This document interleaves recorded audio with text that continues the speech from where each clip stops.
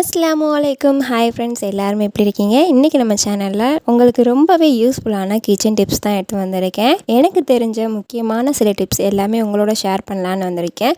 முடிஞ்ச வரையும் வீடியோவை ஸ்கிப் பண்ணாமல் பாருங்கள். பிடிச்சிருந்தால் உங்கள் ஃப்ரெண்ட்ஸ் அண்ட் ஃபேமிலிஸ்க்கு ஷேர் பண்ணுங்கள். மறந்துடாமல் சப்ஸ்கிரைப் பண்ணி சப்போர்ட் பண்ணுங்கள். வாங்க வீடியோக்குள்ளே போகலாம். வெல்கம் டு ஏலான் கிச்சன். ஃபர்ஸ்ட் டிப் என்னென்னா, நம்ம வீட்டில் வந்து ஊதுபத்தி எல்லாமே பற்ற வைப்போம் இல்லையா?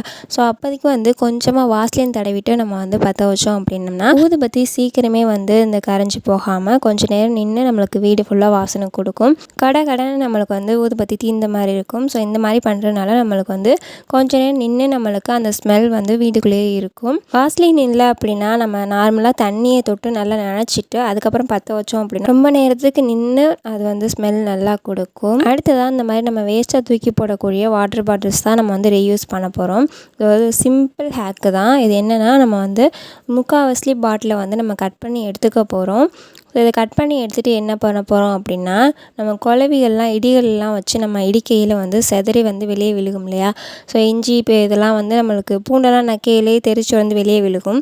ஸோ அதெல்லாம் இல்லாமல் இதை நல்லா கட் பண்ணிவிட்டு அடியிலையும் நல்லா கட் பண்ணிவிட்டு நம்ம நேராக கட் பண்ணி வச்சுட்டு நம்ம இடிக்கையில் வந்து இந்த மாதிரி சுற்றி வச்சுட்டோம் அப்படின்னா நம்மளுக்கு வந்து அந்த சாறு கூட நம்மளுக்கு வெளியே போகாது. ஸோ நல்லா ரொம்பவே ரிசல்ட் தருது. கண்டிப்பாக நீங்கள் இதை ட்ரை பண்ணி பாருங்கள். ரொம்பவே ஈஸியான ஹேக் தான். நம்ம வந்து தூக்கி போடக்கூடிய பாட்டிலை வந்து இந்த மாதிரி யூஸ் பண்ணிக்கலாம். அடுத்த டிப்ஸ் நம்மளுக்கு ரொம்பவே யூஸ்ஃபுல்லான டிப்ஸாக இருக்கும்னு நினைக்கிறேன். நம்ம அர்ஜென்ட்டாக ஏதாச்சும் ஒரு ஃபங்க்ஷனுக்கோ இல்லை நம்ம டெய்லி வேலைக்கு போகிறவங்களோ நம்மளுக்கு இந்த மாதிரி நாடா வந்து உள்ளே போய் மாட்டிக்கும். ஸோ அப்போதைக்கு ரொம்பவே டென்ஷன் ஆகும். இது எப்படி நம்ம ஈஸியாக எடுக்கிறது அப்படின்னா, நம்ம வீட்டில் இருக்கக்கூடிய சிசர் கத்திரிக்கோல் வச்சு நம்ம ஈஸியாக எடுத்துடலாம். ஸோ கத்திரிக்கோலை இந்த மாதிரி நம்ம உள்ளே சொருவிட்டு நம்ம எப்பயும் போல் வந்து ஊக்கு வச்சு நம்ம வந்து நாடா கோப்போம் இல்லையா? அதே மாதிரி வச்சுட்டு எந்த இடத்துல நாடா இருக்கோ அது வரையும் கொண்டு போயிருங்க. கொண்டு போயிட்டு அந்த ஏரியாவில் வந்து கத்திரிக்கோலை நல்லா நம்ம ஓப்பன் பண்ணிவிட்டு அதை க்ரிப்பாக பிடிச்சிட்டு மெதுவாக இழுத்தோம்னாவே நம்மளுக்கு ஈஸியாக வந்துடும். கண்டிப்பாக அந்த டிப்பை ட்ரை பண்ணி பாருங்கள். ரொம்பவே நல்ல ரிசல்ட் தருது. எனக்கு என்னென்ன டிப்ஸ் எல்லாம் நல்ல ரிசல்ட் தருதோ அதான் உங்களோட நான் ஷேர் பண்ணுவேன். ஸோ ரொம்ப ஈஸியான டிப்ஸு. நம்ம இதை வந்து திருப்பி எடுத்துகிட்டு நான் ஊக்கு வச்சு கோர்த்து அதுக்கப்புறம் போடுறதுக்கு நம்மளுக்கு இது ரொம்பவே சுலபமாக இருக்கும். ட்ரை பண்ணி பார்த்துட்டு எப்படி இருந்துச்சுன்னு கமெண்டில் சொல்லுங்கள். இனிமேல் இந்த மாதிரி ஆகாத மாதிரி பார்த்துக்கணும் அப்படின்னா இனிமேல் துவைக்க போகையில் இந்த மாதிரி முடிச்சு போட்டுட்டு துவைக்க போடுங்க. அடுத்த டிப்ஸ் என்னென்னா, உருளைக்கிழங்கு சீவிட்டுருக்கையில் நம்மளுக்கு வந்து இந்த மாதிரி கண்ணாக வரும். ஸோ நம்ம இதை வந்து எடுக்காமல் அது மேலேயே சீவி நம்ம உருளைக்கிழங்கு தான் வேஸ்ட் ஆகும். அதுக்கு பதிலாக என்ன பண்ண போகிறோன்னா, நம்ம சீவக்கூடிய அந்த பீலர்லேயே இந்த மாதிரி ஒரு இது இருக்குது. ஒரு பக்கம் நம்ம நல்லா அழுத்தி பிடிச்சிட்டு இன்னொரு பக்கம் நம்ம வந்து அந்த கருப்பை எடுத்தோம்னா ஈஸியாக எடுக்க வருது. ஸோ இனிமேல் அது மேலேயே நம்ம சீவாமல் நம்ம உருளைக்கிழங்கு வேஸ்ட் பண்ணாமல் இந்த மாதிரி ஈஸியாக எடுத்துடலாம். இந்த மாதிரி உருளைக்கிழங்குல கருப்பாக இருந்துச்சுன்னா இந்த மாதிரி ட்ரை பண்ணி பாருங்கள். ரொம்பவே ஈஸியாக எடுக்கிறதுக்கு வருது. அடுத்த டிப்ஸ் என்னென்னா, நம்ம பச்சை மிளகா வந்து நல்லா பொடியாக ஆம்லேட்டுக்கு இல்லை அப்படின்னா நம்ம தயிர் பச்சடி இந்த மாதிரி இதுக்கெலாம் நம்ம நறுக்கையில் நம்மளுக்கு பச்சை மிளகா பொடிசாக நறுக்கிற மாதிரி இருக்கும். அப்போதைக்கு நம்ம கையெல்லாம் நம்மளுக்கு நறுக்கி முடிச்சதுக்கப்புறம் எரிய ஆரம்பிக்கும். இது எப்படி நம்ம ஈஸியாக்குறது அப்படின்னா, நம்ம வீட்டில் ஃபோர்க் ஸ்பூன் இருக்கும் இல்லையா? அதை வந்து நம்ம பச்சை மிளகாவில் நல்லா அழுத்தி பிடிச்சிட்டு ஒரு பக்கம் கட் பண்ணோம் அப்படின்னா நம்மளுக்கு ஈஸியாக வந்துடும். இப்படி பண்ணுறதுனால நம்மளுக்கு கையில் வர எரிச்சலை தவிர்க்கலாம். அடுத்ததாக வந்து நம்ம அடிக்கடி யூஸ் பண்ணக்கூடிய சேஃப்டி பின். நம்ம ஊக்கு வந்து ரொம்பவே மக்கட்டே ஆயிடுச்சு இல்லை துருப்பிடிச்ச மாதிரி ஆயிடுச்சு அப்படின்னா நம்ம வீட்டில் இருக்கக்கூடிய ஸ்டீல் வடிகட்டியில் நல்லா வச்சு ஷார்ப் பண்ணிங்கன்னா நம்மளுக்கு ஓரளவு நல்லா ஷார்ப்பாக வந்துடும்.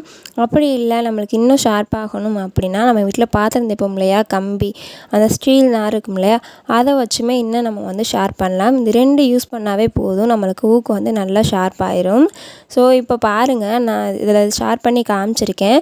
ஓரளவுக்கு நம்மளுக்கு நல்லா ஷார்ப்பாக வந்துருச்சு. நம்மளுக்கு இதுவும் பத்தாது, இன்னும் கொஞ்சம் ஷார்ப் வேணும் அப்படின்னம்னா நம்மளுக்கு இந்த கம்பி வச்சு கூட நம்ம நல்லா தேய்ச்சி எடுத்தோம்னா ஓரளவு அந்த ஷார்ப்னஸ் இன்னும் கொஞ்சம் கிடைக்கிது. அந்த துருவெல்லாம் கொஞ்சம் நம்மளுக்கு போகுது. ஸோ கண்டிப்பாக இந்த டிப்பையும் ட்ரை பண்ணி பாருங்கள். ரொம்பவே யூஸ்ஃபுல்லாக இருக்குது. ஒரு பக்கம் பார்த்திங்கன்னா துருவு என்னது அப்படியே இருக்குது. இன்னொரு பக்கம் நம்ம ஷார்ப் பண்ண பக்கம் பாருங்கள், நம்மளுக்கு ஓரளவு ஷார்ப் ஆகி வந்திருக்கு.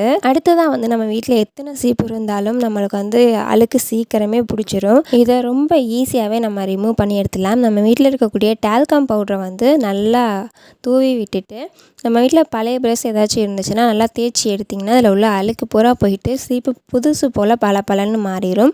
கண்டிப்பாக ட்ரை பண்ணி பாருங்கள். நம்ம ஊற வச்சு பவுட்ரு போட்டு சர்ப்பு போட்டு நம்ம தேய்ச்சி எடுக்கிறதுக்கு இது ரொம்பவே ஈஸியாக இருக்குது. ஈஸியான மெத்தடாகவும் உங்களுக்கு இருக்கும். கண்டிப்பாக ட்ரை பண்ணி பார்த்துட்டு கமெண்ட் செக்ஷனில் எப்படி இருந்துச்சுன்னு ஷேர் பண்ணுங்கள்.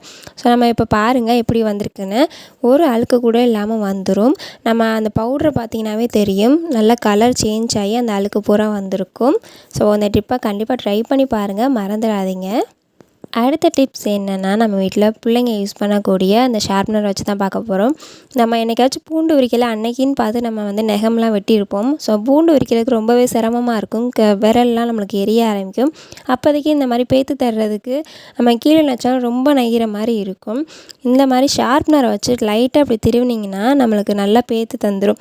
அதாவது நம்ம கட் பண்ணி தரோன்னு சொல்லுவோம் இல்லையா, அந்த மாதிரி வந்துடும்.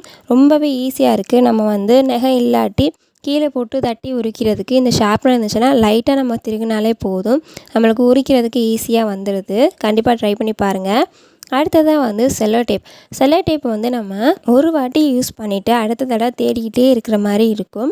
அதுக்கு என்னென்னா, நம்ம யூஸ் பண்ண கையோடையே நம்ம எந்த இடத்துல எடுத்தோமோ அந்த இடத்துல வந்து அடிக்கடி நம்ம வந்து இப்படி டச் பண்ணிகிட்டே இருந்தோம்னா அந்த ஒட்டுற பசை வந்து போயிட்டு நம்மளுக்கு வந்து அதை வந்து திருப்பி ஜாயின் ஆகி நல்லா டைட்டாக ஒட்டிக்காது. அடுத்த வாட்டி தேடுறதுக்கும் இருக்காது. அந்த இடம் மட்டும் கொஞ்சம் அழுக்கான மாதிரி நம்மளுக்கு தெரியும். நம்ம ஈஸியாக கண்டுபிடிச்சிடலாம். அது ஒட்டவே ஒட்டாது. நம்ம யூஸ் பண்ண கையோடையே நான் சொல்கிற மாதிரி செஞ்சுட்டு மடித்து வைக்கிற மாதிரி இந்த மாதிரி மடித்து வச்சுட்டிங்கன்னா நம்மளுக்கு கண்டுபிடிக்கிறதுக்கு ரொம்பவே ஈஸியாக இருக்கும். இந்த டிப்பையும் ட்ரை பண்ணி பாருங்கள். எப்படி இருந்துச்சுன்னு கமெண்டில் கண்டிப்பாக ஷேர் பண்ணுங்கள். அடுத்த டிப்ஸ் வந்து புக் அதிகமாக வாசிக்கக்கூடிய பெண்களுக்கு வந்து இது ரொம்பவே யூஸ்ஃபுல்லாக இருக்கும். ஸோ எனக்கு அந்த பழக்கம் இல்லாதனால என்கிட்ட இருக்கக்கூடிய என் பொண்ணோட புக்கில் வந்து நான் செஞ்சு காமிச்சிருக்கேன். ஸோ நம்ம படிச்சுட்டே இருந்துட்டு நெக்ஸ்ட் டே படிக்கையில் நம்ம எந்த பேஜில் விட்டோம் அப்படிங்கிற ஒரு இது இருக்கும். இல்லை ஒரு சில பெண்கள் வந்து அதை மடக்கி வைப்போம் நம்ம பேஜ் கார்னரை. அந்த மாதிரி பண்ணாமல் நம்ம வீட்டில் வாங்கக்கூடிய இந்த மாதிரி பிளாஸ்டிக் பாலித்தீன் பேப்பரில் இந்த மாதிரி ஒரு கார்னரை நம்ம வந்து கட் பண்ணி அதை நம்ம எந்த பேஜில் இது படிச்சுட்டு வைக்கிறோமோ அந்த பேஜில் இந்த மாதிரி வச்சிட்டிங்க அப்படின்னா நம்மளுக்கு மறுநாள் எடுக்கிறதுக்கு ரொம்பவே ஈஸியாக இருக்கும். ஸோ இந்த மாதிரி மாட்டி வச்சுட்டோமே, இது எடுக்க கீழே தவறிடுமே அப்படிங்கிறதுலாம் இல்லை. ஸோ என்ன பண்ணாலுமே அது தவறாது. உங்களுக்கு ரொம்பவே ஈஸியாக இருக்கும். நம்ம குயிக்காக வந்து இந்த பேஜ் எடுத்து படிக்கிறதுக்கும் ரொம்பவே ஹெல்ப்ஃபுல்லாக இருக்கும். அடுத்ததாக வந்து லாஸ்ட் டிப்புக்கு வந்தாச்சு. நம்ம இந்த மாதிரி ஷாம்பூலாம் கொஞ்சமாக எடுத்து யூஸ் பண்ணிவிட்டு இந்த மாதிரி வச்சுட்டோம் அப்படின்னா ஷாம்பு பூரா வந்து நம்மளுக்கு வந்து கீழே கொட்டிடும். இனிமேல் அந்த மாதிரி வைக்காமல் நம்ம வீட்டில் இருக்கக்கூடிய கிளிப்பை வந்து நான் வைக்கிற மாதிரி வச்சிங்கன்னா நம்ம யூஸ் பண்ண ஷாம்பு வந்து கீழே சிந்தாமல் நீட்டாக இருக்கும். நம்ம வேணுங்கிறப்ப வந்து எடுத்துக்கலாம். ஸோ கண்டிப்பாக இந்த டிப்பை ட்ரை பண்ணி பாருங்கள். நான் சொன்ன எல்லா டிப்புமே உங்களுக்கு யூஸ்ஃபுல்லாக இருக்கும்னு நம்புகிறேன். பிடிச்சிருந்தால் சப்ஸ்கிரைப் பண்ணி சப்போர்ட் பண்ணுங்கள். தேங்க்ஸ் ஃபார் வாட்சிங்.